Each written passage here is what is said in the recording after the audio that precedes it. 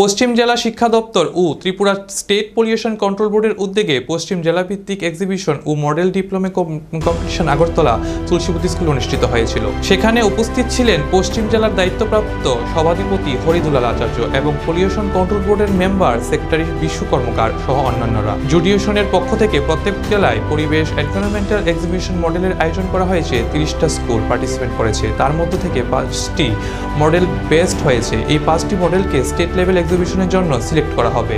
এই এক্সিবিশনের মূল ভাবনা ছিল আবর্জনা থেকে কিভাবে সম্পদ তৈরি করা যায়, কিভাবে এনার্জি সেভ করা যায় প্রভৃতি।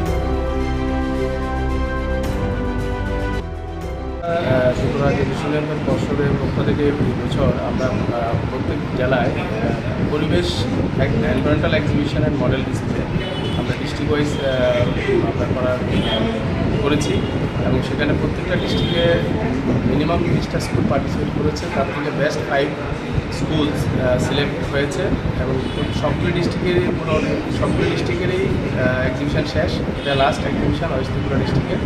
তারপর প্রত্যেকটা ডিস্ট্রিক্ট থেকে যে বেস্ট 5 মডেল সিলেক্ট হয়েছে সেটা নিয়ে আমরা খুব সহজেই আমরা একটা স্টেট লেভেল এক্সিবিশন করবো। এখানে সবগুলি সিলেক্টেড মডেল প্লাস যতগুলি ইঞ্জিনিয়ারিং কলেজ বা অন্যান্য যে টেকনিক্যাল কলেজগুলি আছে ওইখানে তাদের বিভিন্ন সায়েন্টিফিক অ্যান্ড ইনোভেশন অ্যাক্টিভিটি ওরা ডিসপ্লে করবেন এবং সেই স্টেট লেভেল প্রোগ্রামটা সহজেই হবে। এবং যেটা মূল ভাবনা ছিল এই এনভায়রনমেন্টাল এক্সিবিশনের সেটা হচ্ছে গিয়ে adoption of affordable and sustainable lifestyle for greener Tripura. এটা ছিল মূল ভাবনা এবং মূল ভাবনার অন্তর্গত অনেকগুলি সাবথিম ছিল, যেমন ওয়েস্ট টু অয়েল, মানে আবর্জনা থেকে কীভাবে সম্পদ তৈরি করা যায়, কীভাবে এনার্জি সেভ করা যায়, কীভাবে রেইন ওয়াটার হারভেস্টিং মডেল, কীভাবে স্কুল স্টুডেন্টরা কীভাবে ইনোভেটিভ আইডিয়া দিতে পারে।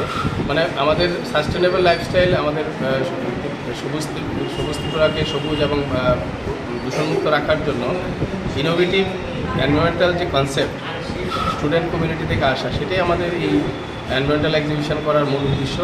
এবং আমরা আশা করছি যে প্রত্যেকটা জেলা থেকে যে বেস্ট 5 মডেল এসছে সেটা থেকে আমরা একটা ভালো কিছু আমরা পেতে পারি, যেটা আমাদের রাজ্যকে পরিবেশ দূষণমুক্ত এবং সবুজ রাখার জন্য অনেকটাই সহায়ক হবে।